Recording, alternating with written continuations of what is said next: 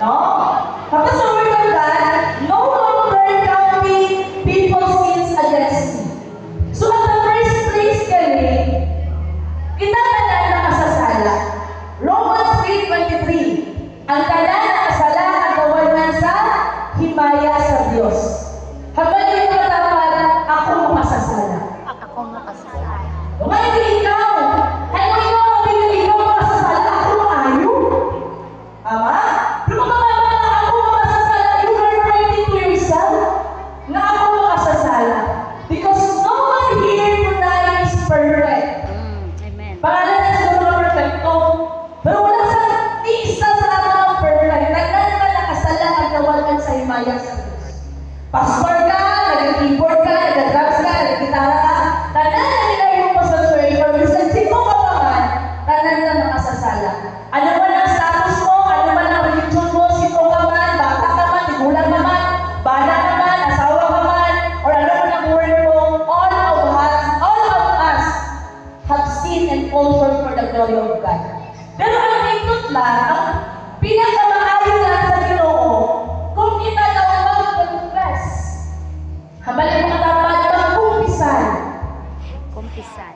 No? Ano yung kumpisan?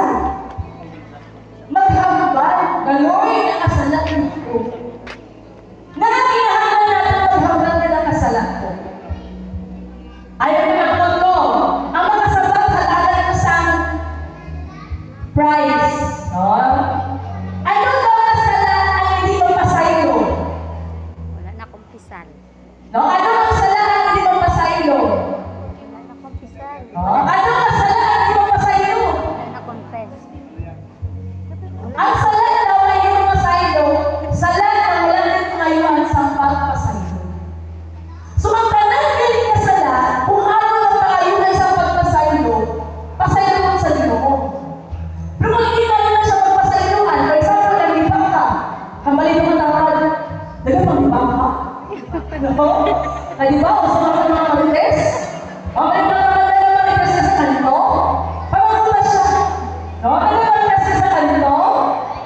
Diba? Pilit na ang sa panahon na ang grabe mag-marites. Ama? Hambalin mo dapat hindi ka isa sa mga marites. Hindi ka isa sa mga marites. No? For example, naghanda ka na, ay, nagsalang ko man lang kay ng ibang ko. Sige mga kamuso ko, give me an example of sin. Tagalan yung isang example sa sala. Sige, dito mag-start kayo, ma'am. Example sa sala, ma'am. O, nagapangaway. Ano po yung example sa sala? Nagapang-liba? Ano?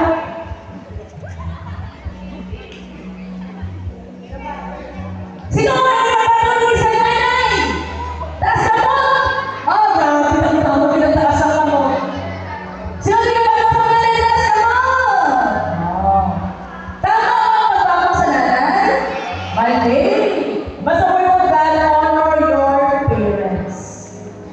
Mali mo dapat honor your parents. O, tagay mo sa salat pa. Kakilikan! O, mamamay mo dapat nagkakilikan ka ba sa iyong mga nanay? Sino ba sa sadyante? Taas ka mo sa mga sadyante. No? Kasi tama ang sadyante, no? Paano talaga panigal? Mga maganda ka na yung project pala kami. Ang project na si Quinta lang, kung yung pangahay mo 100. Kaya ang si Quinta, ibo mo siya na pamasahe. Pang-Quinta. Ama? Talagang masala ang pasayo.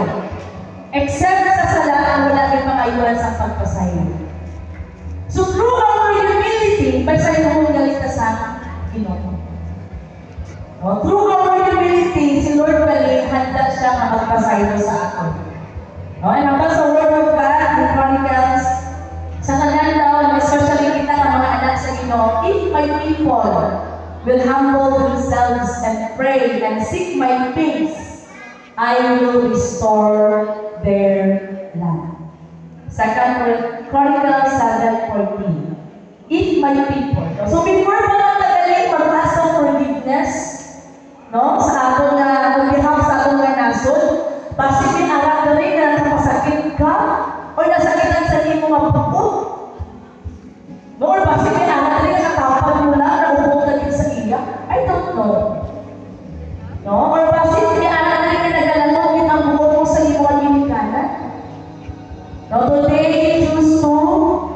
pray. So, okay lang ba na kinatanan, no? Mga ito sa pagpasaylo kay Lord. Number one, mga ito sa pagpasaylo sa ato nga nahimong ang mga sala. Sa tako o sa dayan. Sino nga yung mga sala? Nasa mo? Ano ba sa sala? No? Manalo na kasala. All of us have sinned and fall short for the glory of God.